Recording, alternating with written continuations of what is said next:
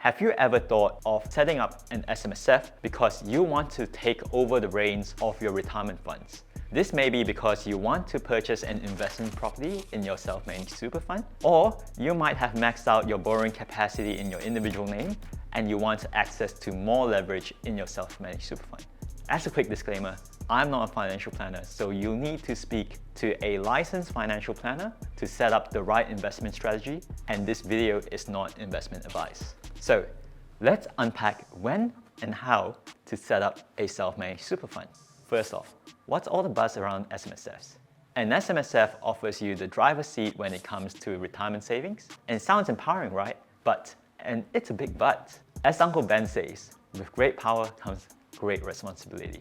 Think of it as being handed the Spidey suit. It's thrilling, but you better know how to web sling.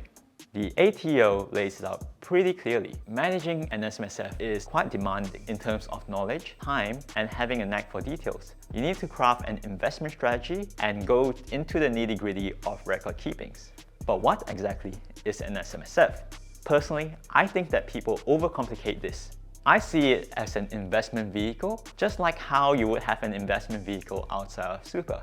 The main difference is that SMSFs have a lot of strict compliance requirements, and you can't just do anything with the money inside the self-managed super fund.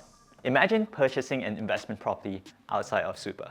You would engage an accountant, a solicitor, financial planner, or a buyer's agent to facilitate the whole transaction. Similarly, inside a self-managed super fund, you would also engage an accountant, a lawyer, a financial planner, a buyer's agent to facilitate the whole transaction.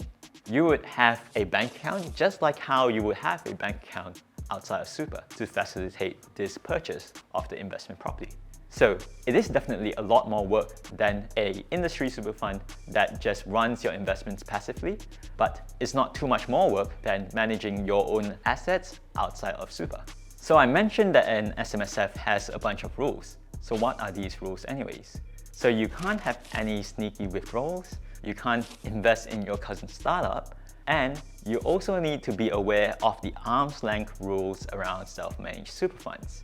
One simple question to ask yourself is whatever that I'm investing in my super for the sole purpose of my retirement? So when would be the best time to set up an SMSF? Well, there could be a few circumstances that might prompt you to ask. You may have a massive superannuation fund balance. You may want to have more control over your investment choices. You feel like the generic investment options in your industry super fund just isn't cutting it for you anymore. You may want to protect your assets and have more control over estate planning strategies. And you may also be thinking about tax strategies to make the most out of it. You also may want to consider teaming up with your family members to pool the superannuation fund together to purchase a bigger investment. If you find yourself nodding to a majority of these questions, then maybe now is the time to start considering setting up an SMSF. But again, I can't emphasize this enough. You need to consult with a financial expert and make sure that these ideas align with your goals. If you decide that an SMSF is still the way to go for you upon hearing this, then here are the next steps. Number one, engage with a professional, whether it's an accountant, a lawyer, or a financial planner.